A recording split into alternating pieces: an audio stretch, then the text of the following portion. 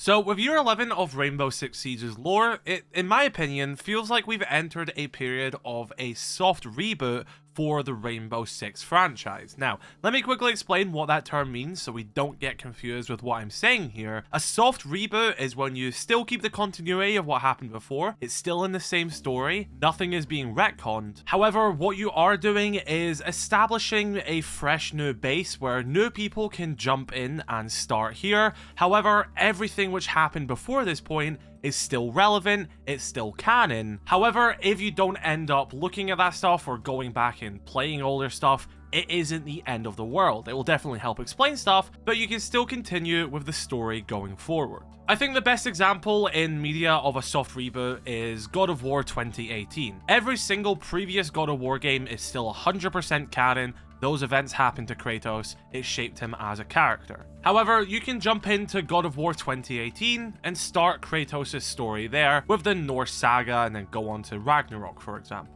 Again, everything which happened before these games are still important, and you may not understand some references or why characters act a certain way because of this. However, you can still enter the story from that point. That is what a soft reboot is, compared to a hard reboot where you're just completely disregarding everything that happened, introducing new characters and restarting the universe. That's a hard reboot, we're not talking about that, that's not what's happening with R6 lore. But in my opinion, I feel like with the deactivation of Rainbow, which took place over the space of 2 years, and now that the team is back under the leadership of Paul Bishop, the main protagonist from Rainbow Six Vegas 2, and now that we have a trimmed down version of Rainbow with less operatives, some of them are back at their CTUs, some that are doing other things, to me, this does feel like a bit of a soft reboot for the franchise and for people getting into the lore. You have to remember, it has been 10 years this game has been out. I imagine Ubisoft would want to branch off the Rainbow Six franchise outside of Siege as well. So hypothetically, if we were to get other games, for example, players and people coming into the franchise don't have to understand 10 years of Rainbow Six Siege's lore to then jump into a new title or even jump into Siege itself. If they want to, I mean, that's perfectly fine. It will add even more to the story, they'll understand more things, and I have videos for that exact reason. And I think when you look at the narrative over the past few years, the Keres Legion was definitely the bridge between that all, because again, with a soft reboot, everything's still canon, there's still a continuity there. It isn't just like, oh, we'll end it now, we'll pick it up at some point in the future. They had to gradually get to this new era of Rainbow. They had to gradually make this be a realistic thing. The Keres Legion played a major part here. They dismantled Rainbow, they shook the trust with the GSAC, you know, they killed Harry. And it's been a natural progression. Characters are still, you know, progressing here, getting built. Their actions have reasons and consequences and stuff like that. It's not to say that anything that I've covered over the past 10 years of Siege's lore isn't relevant anymore. But what it means now with this new era of Rainbow under Bishop, people can enter the franchise and they can start here.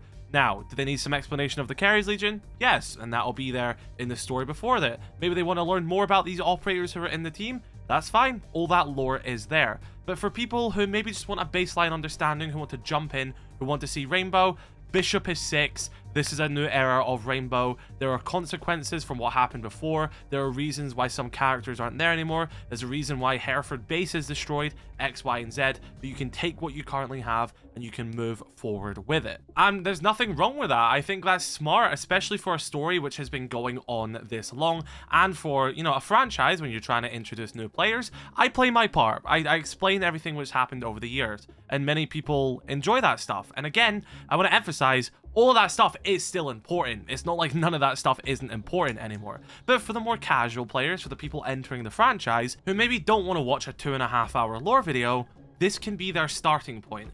Maybe they don't care why stuff is the way it is. This is what's being presented, this is the new era of Rainbow, and this is where they can start their story as a casual enjoyer of the franchise. But I think Ubisoft have done it in a very smart way, where it has clearly been gradual over the space of ever since the Keres Legion was introduced. It wasn't like an in-your-face, we're just gonna do this again, we're gonna, you know, change the tone a little bit, look, Bishop is 6, you guys remember this character sort of thing? No, they made it natural. They moved away from Harry's era of Rainbow. That was some of Deimos' criticism. We learned more about Deimos, why he defected from Rainbow, what are the Keres Legion's plans, the scope of the Keres Legion. Okay, the Keres Legion are doing this, and this is causing Rainbow to have conflict with their overseeing committee with the GSAC. The GSAC are losing trust in Rainbow. The Keres Legion are shaking that. Nighthaven have their own goal here as well. All these factors come into play, which eventually led to Rainbow's deactivation. Now, they realize, whoa, the Keres Legion is way bigger than we thought. Deimos and Phobos, they were just a faction. We need Rainbow back.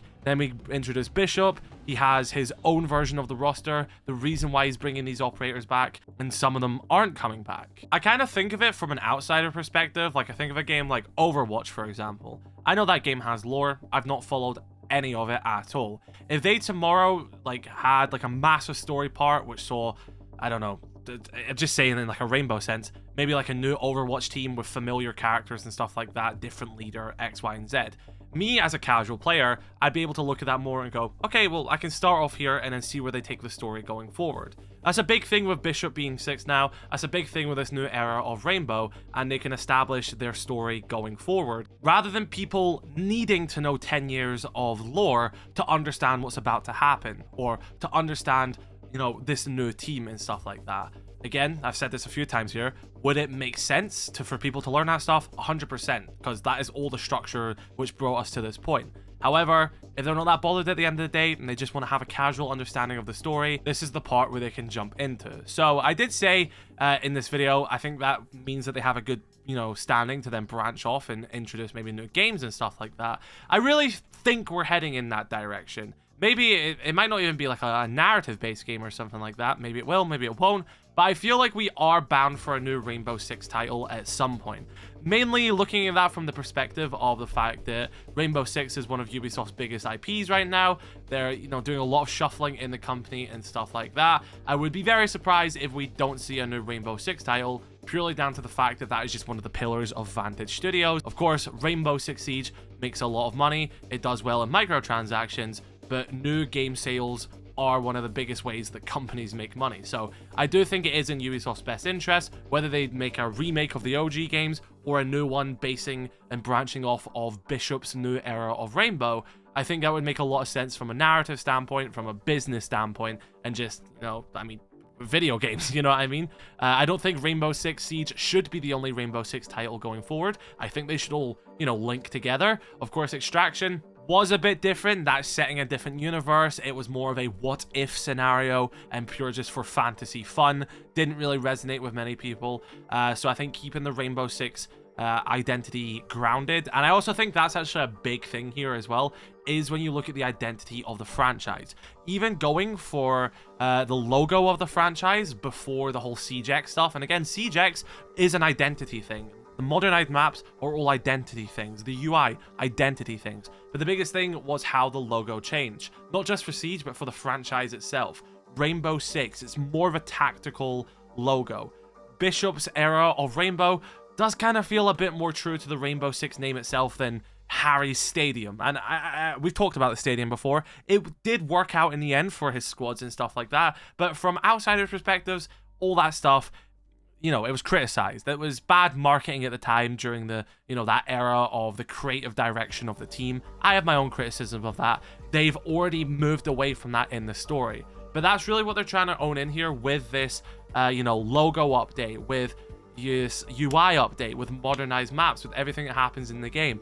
And with this new era of Bishop narratively in the lore and the Keres Legion being the villains, they're really trying to make it that gritty, Tom Clancy-esque thing. And that's why I see this era, especially the culmination of this quote-unquote soft reboot, not just for Rainbow Six Siege, but for the Rainbow Six franchise as well. I mean, Bishop's back, Gerald Morris is back, Scopos is back, Vegas is back, all of that. They're really trying to appreciate what makes Rainbow Six, and I can truly commend that. I know the main counterproductive thing there is like the wacky skins in Siege.